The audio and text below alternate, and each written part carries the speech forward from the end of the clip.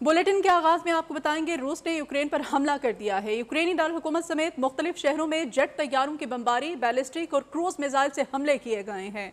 रूसी फौज भी क्रीमिया और बेलारूस से यूक्रेन में दाखिल हो गई है और मुताबिक सरहदी इलाकों पर कब्जा कर लिया है। रूसी हमलों के बाद यूक्रेन में मार्शल लॉ नाफिज कर दिया गया है। यूक्रेन ने 5 रूसी तैयारे और एक हेलीकॉप्टर मार गिराने और 50 रूसी फौजियों को हलाक करने का दावा किया है। रूसी वजारत दिफा ने यूक्रेनी दावे की तरदीद करते हुए कहा है, यूक्रेन का एयर डिफेंस तबाह कर दिया है। रूसी फौज की बमबारी में 8 अफराद की हलाकत और 9 के जख्मी होने के भी इत्तलात हैं।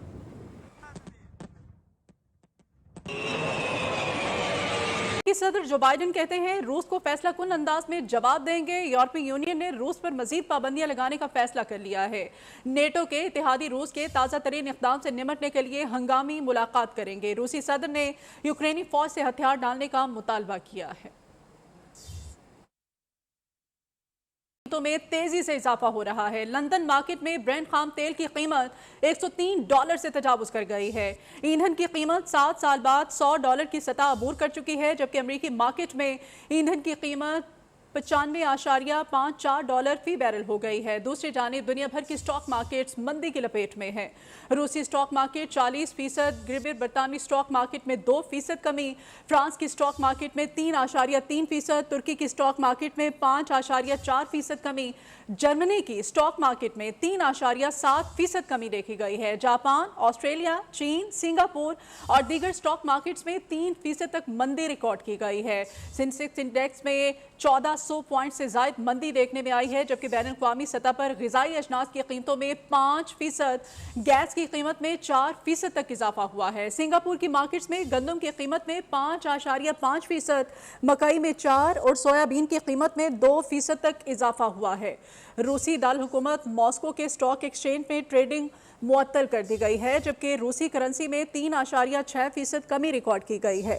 सोने की फी औंस कीमत $16 बढ़ गई है, जबकि क्रिप्टो करेंसी ट्रेडिंग भी शदीद मंदी की जद में आ गई है।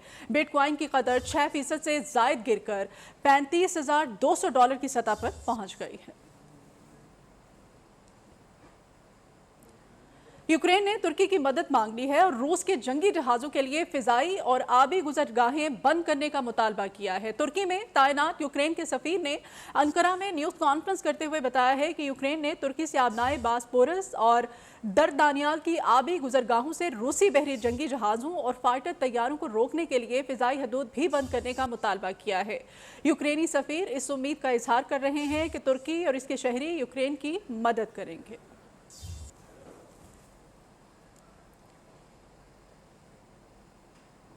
रूस और यूक्रेन के पास कितनी फौजी ताकत है? दोनों ममालिक के और रूस के यूक्रेन पर हमला कर दिया है। इसी सूरत हाल पर वज़ीर आज़म इमरान खान रूस के दौरे पर हैं। इस कशीदा सूरत हाल पर मॉस्को में क्या सूरत हाल है? वज़ीर आज़म इमरान खान की रूसी सदर पुतिन से मुलाकात कितनी सूदमंद होगी?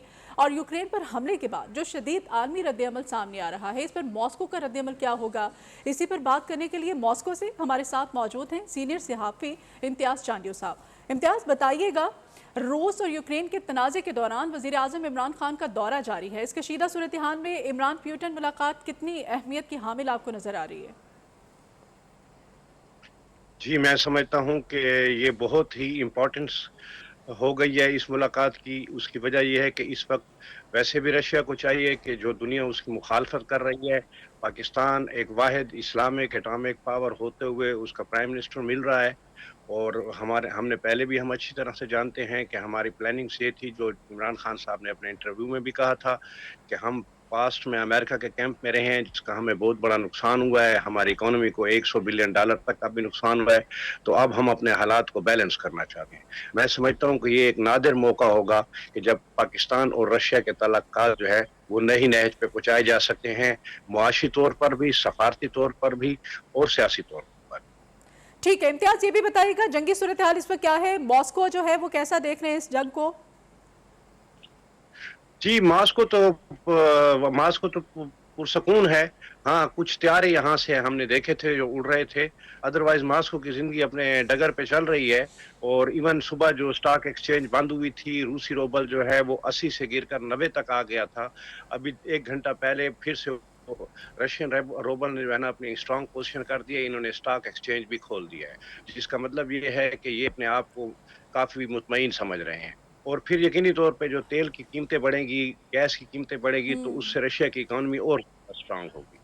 अच्छा, ये भी बताइएगा वैसे हमने कि मास्को क्या कोई हंगामी सूरत हाल या इक़दामात देखने में सामने आ रहे हैं, और ये जो अभी खाना जंगी छिड़ी है, ये कितने अरसे तक जारी रहेगी? देखें जी, ये जंग होने से पहले जो ऑप्शन दिए जा रहे थे, वो ये दिया जा रहा था कि जी एक शॉर्ट जंग की जाए, हम्म। जिसमें कि इसके अंदर रशिया रशिया एक शॉर्ट जंग करेगा। इनके सारे पॉलिटिकल और जंगी एनालिसिस यही कह रहे थे कि एक शॉर्ट जंग होगी, और हम्म। उस शॉर्ट जंग के नतीजे में जो है ये यूक्रेन में जो है एक तब्दीली लाई जाएगी, क्योंकि यूक्रेन में बकौल रशियंस के, और ये काफ़ी हद तक सही भी है कि यूक्रेन में 2013 के क्रीमिया के इंसिडेंट के बाद से जो जी। रशियन स्पीकिंग है, हमारे दोस्त भी हैं, हमारे पाकिस्तानी भी रहते हैं। इवन आपको रशियन बोलने पर भी स्कूलों में भी पाबंदी लगा दी गई थी, और वहाँ की एक बहुत बड़ी बास एरिया जैसे ये धनबास है या लुगान्स्क है, वहाँ तो 80% से ज़्यादा रूसी स्पीकिंग है। रूसी ज़ुबान को भी निकाला जा रहा था, रशियंस को जो है ना बुरी तरह वो उनको ज़दोकोब किया जा रहा था। ओडेसा का वाक़या आपको याद है, जब ऑलमोस्ट 100 बंदा जला दिया गया था ज़िंदा, ओडेसा में, ठीक है जी, जिसका बहुत शुक्रिया इम्तियाज़ चांडियो आपके वक्त के लिए। वज़ीर आज़म इमरान खान रूस के अहम दौरे पर हैं। दौरा रूस के दौरान दूसरी जंग अज़ीम के सिपाहियों की यादगार पर हाज़िरी दी। वज़ीर आज़म और रूसी सदर व्लादिमीर पुतिन की अहम मुलाकात आज होगी। इस्लामोफोबिया, इलाकाई सलामती समेत अफगानिस्तान की सूरत हाल पर तबादला ख्याल किया जाएगा। रूसी वज़ीर आज़म और डेप्टी वज़ीर आज़म से मुलाकातें भी शेड्यूल हैं।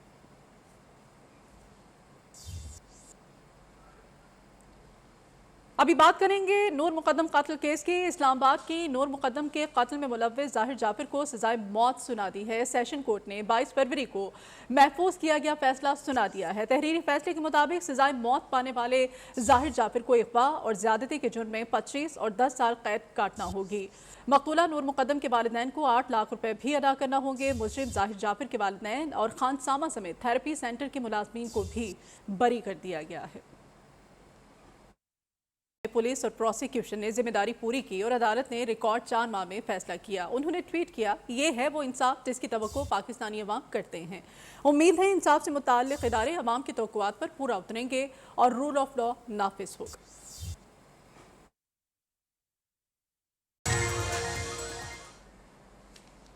मौसम में आपको बताएं, आज़ाद कश्मीर में 2 रोज से बारिश और पहाड़ों पर बर्फबारी का सिलसिला जारी है। मुजफ्फराबाद में सर्दी की शिद्दत में इजाफा हो गया है। बारिश से शहरियों की मुश्किलात बढ़ गई हैं। मजीद जानते हैं मुजफ्फराबाद से हमारे नुमाइंदे नसीर चौधरी से। जी नसीर।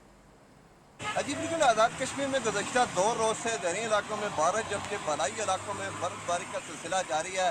इस बारिश से पहले जब मौसम खुश्क हुआ था तो उस वक्त सर्दी की शिद्दत में जो कमी हो गई थी, वो अब इस बारिश और बर्फबारी के बाद दोबारा इस सर्दी की शिद्दत में इजाफा हुआ है। आज़ाद कश्मीर के जो बलाई इलाके हैं उनके हवाले से अगर बताता चलूँ तो वादी नीलम और वादी लीपा ज़िला हवेली में जो पहाड़ बुलंद पहाड़ उन पर बर्फबारी के बाद इस वक्त आज़ाद कश्मीर में सर्दी है जो उस पर इजाफा हो चुका है। इन जो बलाई इलाके हैं इनमें जो राब्ता सड़कें हैं वो भी कई मकामात से बंद होने की इतलात है। ताहम आज़ाद कश्मीर के जो महकमा STM है उन्होंने भी ये आज़ाद कश्मीर के अवाम को मुतनब्बे किया था कि जो दूर दराज इलाके उन्होंने सफ़र करने से इतनाब किया जाए।